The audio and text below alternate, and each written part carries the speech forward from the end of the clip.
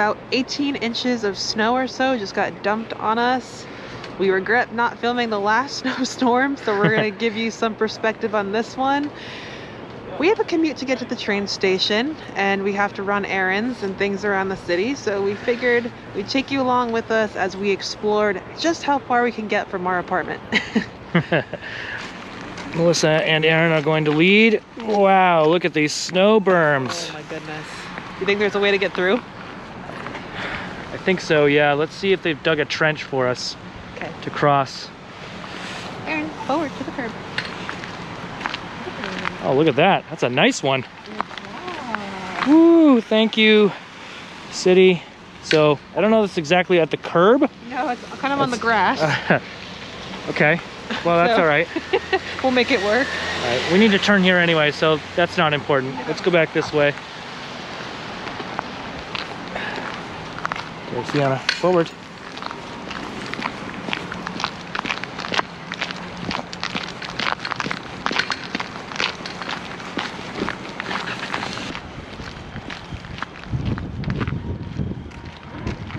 Oh boy, let's see what we can find here. Okay, I think there is maybe a small trench or something. I think I see.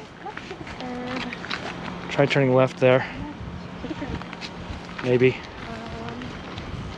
So this is what we got to work with to cross the street. Very small trench. That's a good start. The challenging part though is knowing what's on the other side of the street. So the only way to find out is really to explore here. So see what we can find here. Okay, let's wait here. And this is what we've got here, a big berm. I don't know if we can even break trail. No. Wow. On the other side of it is clear sidewalk, but I'm literally standing on 3 feet of berm right now. You can crawl over it though, if you want. That is the sidewalk. This is where we are. Ooh. Fianna, forward. Wow. Can you make it? Yeah. That is insane. I guess you could go around into the street, but I didn't even know that this was here. I thought I was gonna have to walk all the way down. I know, it's crazy. So Melissa, how do you feel about crawling over 5-6 feet of snow berm? There was a lot, entirely unnecessary, but we do not live in a world where curb cuts are considered as much, so here we are. It's tricky because the only way to cross safely is to go out into the street and around. I'm pointing around it, which would require you to veer into the street. And that's what Aaron was initially doing, and you called right, but Aaron, the guide dog, was like, well, the only clear path I see is to the left, but that puts you in the way of oncoming traffic, because when you cross, as someone who's blind, you go with your parallel traffic. You can't veer into cars that are coming at you. That's right. So it makes it really treacherous, even though it may be clear, and if we look down this sidewalk, it's completely clear, but not, and behind me it's cleared, but this big pile of snow is not clear. Well, even though this is a little bit unrealistic in terms of passability at the moment, we are gonna walk down this sidewalk in front of us right here. This is where we need to go. Just kind of get an idea of what's available to us and what's not going forward. It's likely the city will come by with a front end loader and pick up all this snow behind us and make it clear. So it's kind of good for us just to know what's out there. And what's available and what's not. Good girl, Fianna.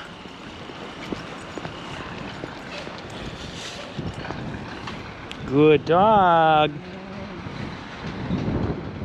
Give it a shot here, see what happens.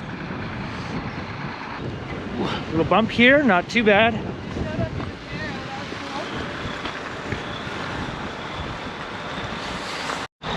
So the rest of our route is undercover and well plowed. It's right in front of the train station, so they take really good care of it. So this is the part that we're always concerned about, and I'm impressed. And as long as we get that big snow pile out of the way, I think we can make this work. I think so. Forward. So I was gonna do a big montage-y, fancy video about Fianna and this big snowstorm hit. So Fianna is my 4th guide dog, and this is her introduction. I've had her for a few months now. She's really a great little dog. Pretty small, which I like, especially for traveling. It's nice to have a smaller sized dog. Really happy to have her be part of our pack. Forward. And really glad that she'll be part of the channel. So look out for more of her. And now we have a giant snowbank to deal with. So more to come later. I don't know what's worse. Parking garage, entrance, mid-block, or 6 feet of snow at a street corner. Thoughts? I could go either way on that one, but I do appreciate your innovation and trying to find a solution. Let's see if there's anything else at the initial street corner. That sounds like a great plan. All right. Next button. Play pause button. Press play pause button. You hear anything? No, am I supposed to?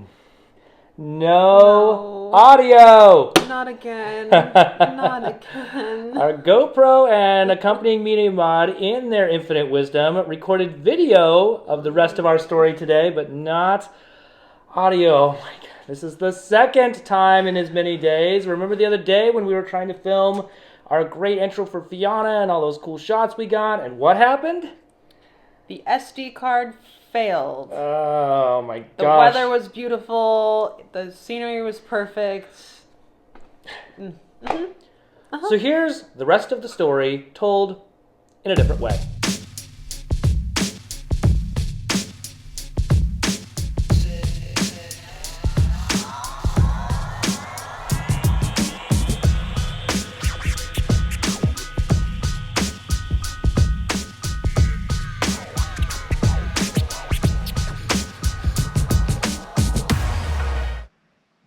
We had a crudely drawn tactile map of our neighborhood here, and yes, these are Connects. They make a very handy and easy to use tactile map kit. I love Melissa's 3D house up here at the top. That's pretty awesome. Thank you.